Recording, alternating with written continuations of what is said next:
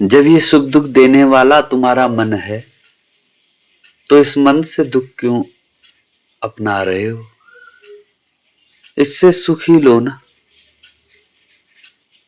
अरे इन पंछियों को देखो, इन पक्षियों को देख के कभी ये मन में तुम्हारे आया कि ये दरिद्र है, ये धनवान है? जब पक्षी न दरिद्र है न धनवान है, पशु न दरिद्र है न धनवान है, तो तुम दरिद्र और धनवान कैसे हो सकते हो? वास्तव में न तुम दरिद्र हो न धनवान हो,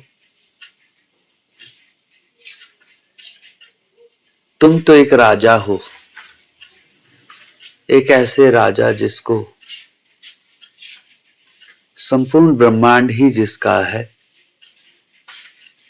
जो है जानने की क्षमता रखता है कि सारा ब्रह्मांड ही मेरा है और मैं सारे ब्रह्मांड का हूं। अब इसमें ये तुच्छ दरिद्रता कहां से आ गई?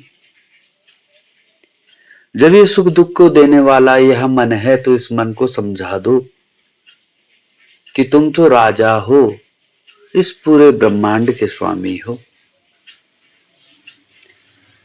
यहां का हर पत्ता तुम्हारा है, उसकी रक्षा का दायित्व तुम्हारा है। हर पशु तुम्हारा है, उसकी रक्षा का दायित्व तुम्हारा है, और तुमने अपने जीवन को उसी की रक्षा में लगा देना है।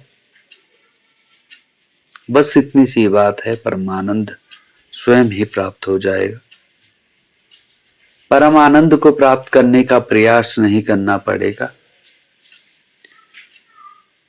दुख वास्तव में इसलिए है क्योंकि कोई खालीपन है, किसी चीज की कमी है, जिसको इच्छा है लेकिन वह पूरी नहीं हो पा रही।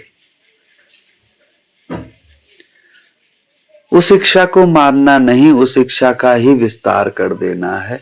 जब यह समस्त संसार ही तुम्हारा है तो तुच्छ इच्छाओं की क्या आवश्यकता है?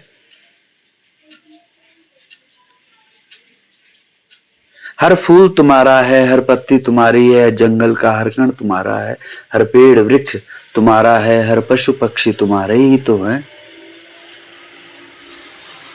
तुम्हारे ही भरोसे उस परम सत्ता ने उनको भेजा है। सोचा कि तुम बुद्धिमान हो, मनुष्य बुद्धिमान है, वह उनकी रक्षा करेगा, क्यों उनके भक्षक बन रहे हो? बस इतनी सी बात समझ जाओ और आनंदमय जीवन हो जाएगा। आनंद को खोजने के लिए कहीं जाने की आवश्यकता नहीं पड़ेगी। बस यही विचार धारण कर लो कि मैं इस जगत का हूं, ये संपूर्ण जगत मेरा है, यह जीव जंतु पशु पक्षी सब मेरे हैं, सब मनुष्य मेरे हैं। इस परमात्मा की जो बनाई सृष्टि है वह सब मेरी है। तब तुच्छ दरिद्रता का तुम्हें अनुभव नहीं होगा, जैसे इन पक्षियों को किसी दरिद्रता का अनुभव नहीं होता, इन पशुओं को इस दरिद्रता का अनुभव नहीं होता, इन वृक्षों को दरिद्रता का अनुभव नहीं होता, इस जहां को दरिद्रता का अनुभव नहीं होता, तुम्हें भी नहीं होगा। बस इस भावना को अपने भीतर रख दो। साधारण सी बात है, आनंद में खो जाने की कोई बहुत बड़ी साइंस नहीं है जिसके लिए बहुत ज्यादा प्रयास करना पड़े। बस इस बात को समझ लेना ही एक आनंदमय जीवन के प्रारंभ करने का मार्ग है।